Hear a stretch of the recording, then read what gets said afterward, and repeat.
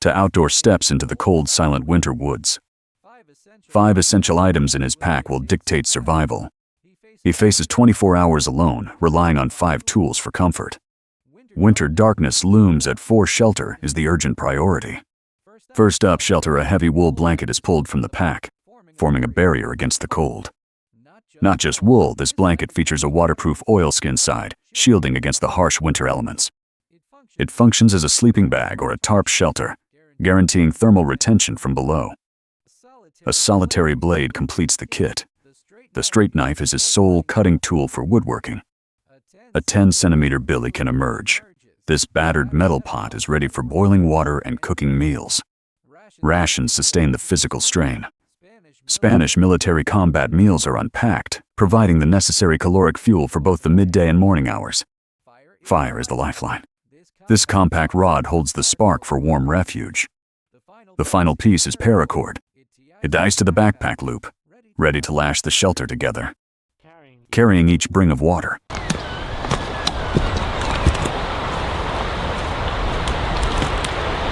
The canopy towers above. Beneath the swaying leaves, the survivalist pauses to assess the dense terrain, searching for the perfect structural foundation. No axe means conserving every ounce of energy. No saw means no full bushcraft shelter. The wool blanket serves as half the end closure, cutting labor before dusk. He scans the treetops for supports, watching for deadly widowmakers in the gale. Leading trunks form a natural ridgepole, cutting construction time in half, and buying daylight before dark. He scans the canopy, wary of dead trees that could fall in the night. A suspended log blocks the path. The massive branches hung up in the canopy, and bringing it down is the only way to claim the campsite. You just get this down. Like that. He swiftly clears small branches from the fallen trunk, opening space for ground preparation. Brute force replaces mechanical advantage. Heavy timber is dragged away using sheer body weight, carving out a flat and even sleeping surface.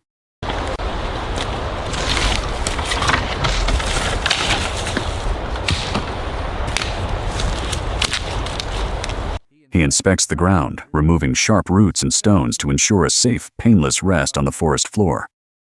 The solitary blade shaves away sharp thorns, transforming the snag into a smooth wooden beam.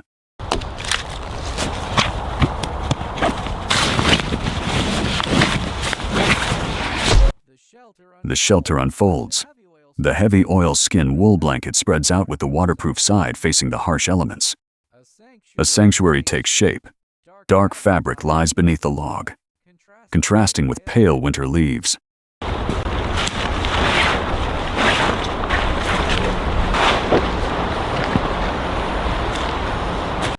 The cobra weave compresses meters of rope into a minimal footprint on the backpack. This cobra weave packed several meters of cord into a tiny compact space for easy carrying.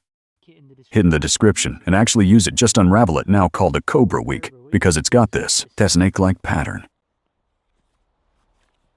Key the fast motion.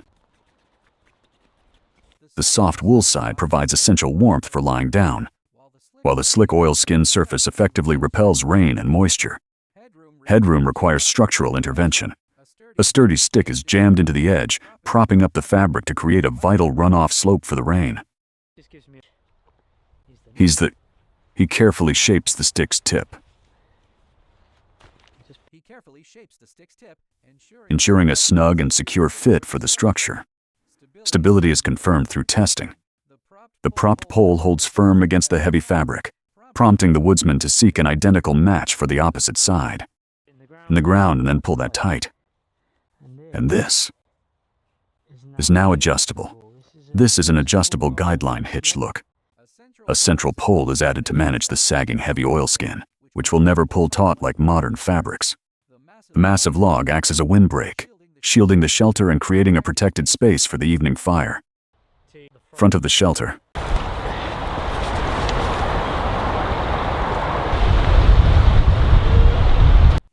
He clears the hearth area. Debris is swept from the entrance, making space for the fire.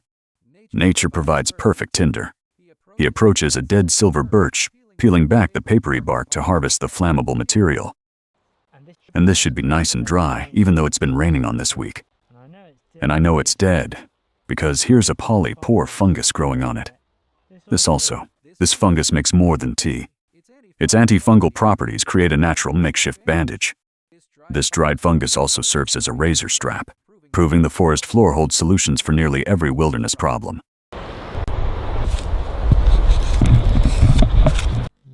Yeah, there you go. I need lots of this. That's a good bit. The polypore tea is intensely bitter, but its profound health benefits make the harsh taste worth enduring. He hopes the Spanish Marais contains sweeteners to perfectly mask the bitter taste of the fungal tea. He holds a fresh specimen in his palm, planning to brew a nutrient-rich tea to combat the winter chill.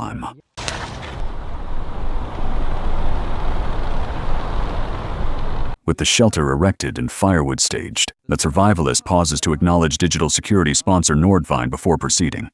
A VPN encrypts data and hides your IP to protect privacy. The fungus acts as a shield, encrypting data and hiding the IP address from view. In this data-driven age, protecting online privacy is essential. Securing your digital footprint is non-negotiable. He points viewers to the link below for an exclusive deal. He examines the Spanish Armed Forces ration pack, noting the foreign text and flag on the pouch. The individual combat ration features English translations, which is obviously quite handy for a native speaker like him. Tearing open the plastic reveals a stark contrast. The lunch lasts until next October, but the breakfast expired last year. Greasy residue on the box hints at a transit disaster. Peeling back the flaps reveals a soggy menu saturated by leakage. The printed instructions stick together in a messy clump. The sardine tin is so oily it leaks, staining the menu with pungent slick and foul grease. A dent on the tin's rim explains the mess. The broken seal let fish oil leak out, ruining the menu and leaving a foul stench. Yet the oily menu becomes a survival asset. Its grease makes it highly flammable, perfect for starting a fire in the rain. He pries the tin to let it breathe, then holds up the standard issue rye matches for inspection.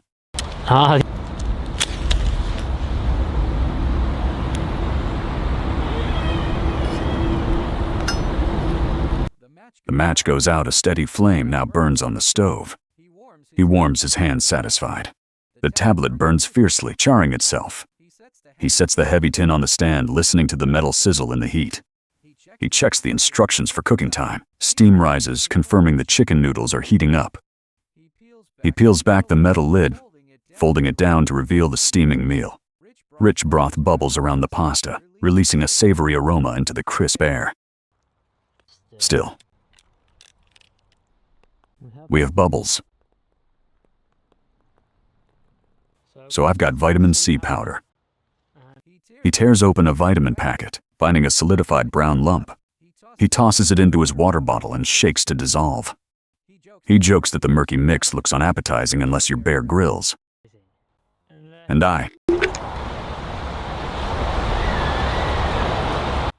He rates this vitamin drink as the blandest among all foreign rest he has tried, then screws the cap back on. Lacking a spoon, he quickly whittles a makeshift one from wood. He carves a crude fork from Green Beach, explaining that fresh wood contains far less bacteria than dead branches for safer eating. He stirs the steaming tin with his wooden fork, regretting he didn't remove the lid. He reflects on the US and British rations, then asks viewers which other country's meal he should try next. This tin of beans and sausage is his only meal for the night. With taps dropping to 8 degrees, he relies on an open wool blanket for warmth. He plans to wrap himself entirely in the wool blanket, creating a warm cocoon if the rain holds off. It completely covered the woods.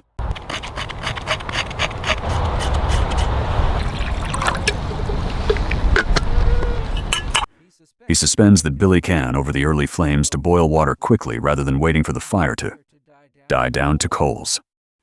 He balances the pot on a stick, keeping the fire alive. This lets heat wrap the base without smothering the flames. He pulls out dried birch polypore to brew a tea. Since there is no sweetener, he braces himself for the bitter taste. For tea, or good for me.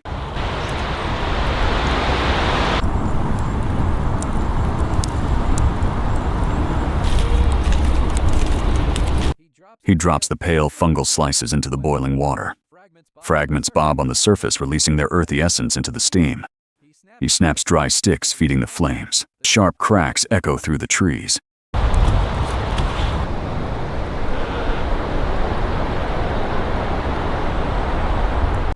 Darkness claims the forest is a technical glitch, compromises visibility. The camera light stays below 30%, casting his face in deep shadows. He takes a sip of the fungus tea and grimaces in disgust. The taste is just as brutally bitter as he had anticipated. Bitter as I thought it would tweet it. That squeaky tree is going to annoy me all night. He surveys his camp with satisfaction. The shelter stands secure, the fire burns steady, and the day's survival tasks are complete. At 9 o'clock, the wind still howls. The squeaky tree groans on promising a sleepless night ahead. With no Sora axe to help, he snaps thin branches by hand to keep the smoldering fire alive. He unzips to reveal his thermal layers, starting with a merino wool base to trap body heat. He pulls on his woolly hat and prepares to sleep fully clothed, a necessary defense against the severe cold of the winter forest floor. Start some leaf rustling. It's the time of year. Well, you just hear things. He signs off, ending the broadcast to face the exhausting night. Darkness claims the forest, leaving him with the fire and the relentless creaking trees. Morning light reveals a tangled mess during the night. He kicked out the guy ropes and collapsed the center post. He puts on his hat, looking refreshed. His plan is to start a fire and cook the last of his expired Spanish rye for breakfast. And,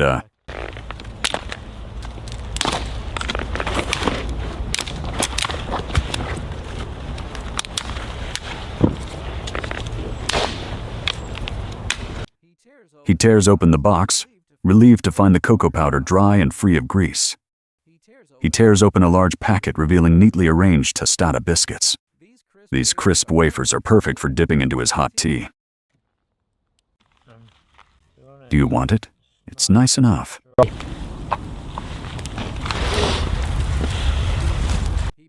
He bites into a chocolate bar with angel prints, ignoring the expired date.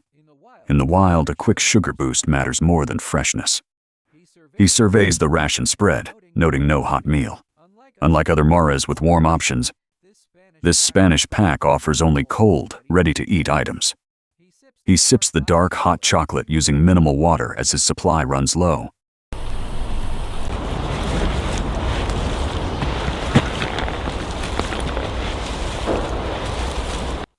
He lifts the gray wool blanket, pleased with its reliable performance in the cold. He points to the rivets that let this heavy blanket transform into a sleeping bag for the cold. Some pop rivets suck it up. Pack secured, he signals the end. This wasn't a full survival test, just a different trip. He glances at the canopy, reflecting on the night's prolonged rain. He embraces the wet conditions with quiet appreciation for nature. He invites viewers to subscribe for more outdoor adventures. He waves goodbye, promising to return for the next adventure.